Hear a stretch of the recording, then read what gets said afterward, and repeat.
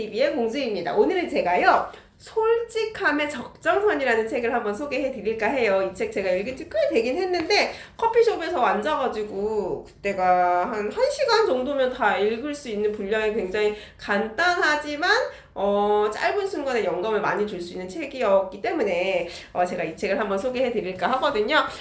정말로 한번 나는 좀 솔직한 것 같다라고 생각하시는 분들은 한번 읽어보시면 좋을 것 같아요. 저는 좀 개인적으로 굉장히 솔직해서 많이 오해를 받는 편이거든요. 직설적이죠. 뭐 보시면 아시겠지만 그래서 이 책을 읽고 나서 제가 느낀 거는 솔직함이 어떻게 해야 적정선을 유지할 수 있는지에 대해서 제가 읽고 나서 한동안은 이 책을 좀 되새기면서 좀 푹 빠져 있었다라는 생각이 들더라고요. 자, 이 저자는 백두리라는 분인데요. 사실 이 책을 읽자마자 제가 참 요리를 못하잖아요. 요리계의 선무당이라고 해서 정말 사람 잡는 요리사인데 이 책 읽을 때쯤에 제가 저희 친정 아버지한테 완전 팩트 폭행을 당했었거든요. 멸치 국수를 해서 제가 떡만둣국을 끓여드렸는데 아버지께서 뭐라고 하냐면은 그냥 어떻게 이게 만둣국이냐면서 저한테 막 뭐라고 하시더라고요. 사실은 저가 이렇게 솔직하게 된 결정적인 계기는 부모님 영향을 좀 많이 받지 않았나라는 생각이 드는데요.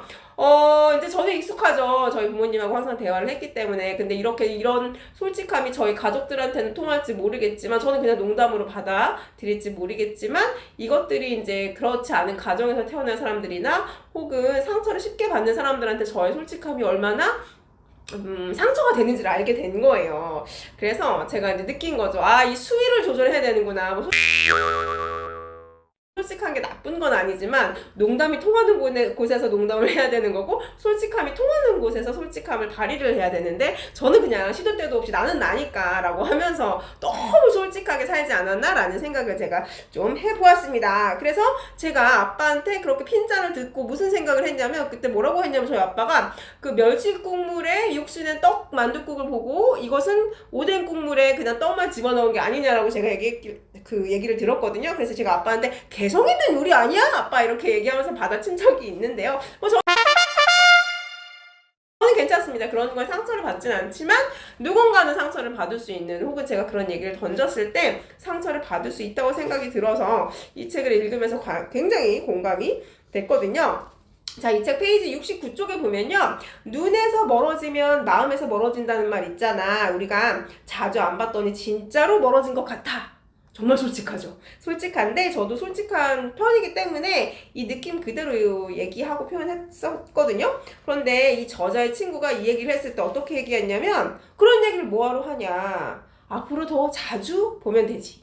네, 그 표현의 차이긴 하지만 다르고 다르다고 그냥 있는 그대로 표현하기보다는 앞으로 좀 더 발전적으로 발전시킬 수 있는 형태로 얘기를 한다면 솔직하기도 하면서 관계도 흐트러지지 않는 그런 언어가 될 수 있을 거라고 생각이 들거든요. 그래서 저도 앞으로는 이렇게 얘기할 겁니다. 자주 못 보신 분들한테 우리 앞으로 더 자주 보자. 굉장히 많은 뜻을 내포하고 있는 것 같아요. 자, 그리고 스스로를 이미 알고 있는 당사자는 까발려진 몸과 뒤엉켜 꼴사나워진 머리를 보며 상해를 입었다고 느낀다. 그리고 이 사건을 팩트 폭행이라고 부르기도 한다. 자, 솔직함의 적정선 페이지 78페이지에 있는 내용인데요. 나체가 된 느낌을 받은 그 사람을 생각해서라도 침을 한 번 꼴깍 삼키고 혀 끝까지 나온 말을 한 번 더 참자. 그렇게 해서 벌거벗은 마음에 옷을 입혀주죠. 너무 말이 멋지지 않아요?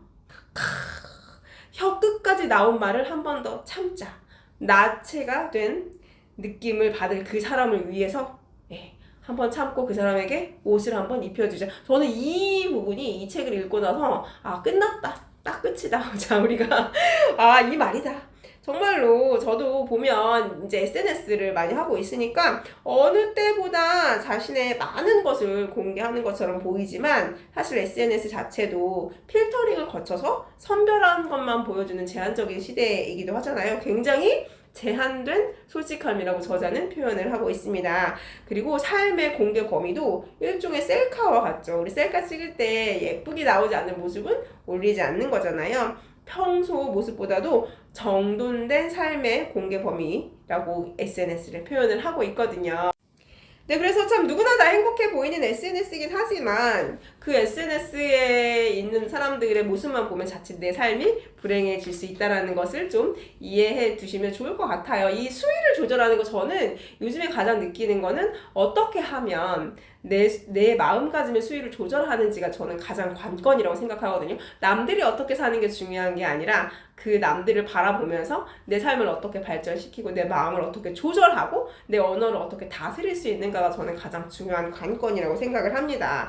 그래서 화려함만 너무 보고 나를 스스로 불행하다고 생각하지 않으셨으면 좋겠다는 생각을 좀 해볼까 합니다. 그래서 사실 저는 정말 다 얘기하거든요. 보면 제 SNS 피드를 보면 아시겠지만 뭐 예전에 뚱뚱했던 거, 뭐 저희 엄마 얘기, 뭐 남편 얘기, 애들 얘기, 뭐 시댁 얘기 다 하는데 굳이 제가 저를 포장할 필요는 없다고 생각해요. 그렇지만 솔직함에도 적정선이 필요하다라는 것을 이 책을 읽으면서 다시 한번 깨닫게 되었죠. 자, 그리고 이게 굉장히 재밌어요. 페이지 153쪽에 보면요. 엄마가 좋아? 아빠가 좋아? 둘 다 최초의 거짓말을 부모로 인해 시작한다고 합니다. 제가 항상 저희 아들한테 물어봤던 말이거든요. 넌 누구 아들이니? 그럼 이제 우리 아들은 요새 마지못해 그래 엄마 아들 이러면서 넘기는데요. 어떻게 보면 우리는 솔직함을 숨기도록 어렸을 때부터 훈련을 좀 받고 있는 게 아닌가라는 생각이 들어요. 그래서 적정선을 찾는 게 어렸을 때부터 연습이 되지 않아서 더 힘들지 않을까라는 생각을 해봤습니다. 애당초 엄마 아빠가 거짓말을 하게 프로그래밍을 해놓기 때문에 그렇지 않을까요? 값을 한번 생각해 보시면서 제가 마무리할게요. 붉어진 뒷바퀴, 흔들리는 눈동자, 경직된 몸, 건조해지는 입술, 마르는 혀, 떨리는 목구멍, 뻣뻣한 목덜미, 딱딱한 명치, 무거운 아랫배, 쿵쿵대는 심장, 요동치는 핏줄, 촉촉해진 겨드랑이, 산만한 손가락, 굳어버린 발가락, 울렁거린 메스꺼림, 약간의 어지러운 동반 가능.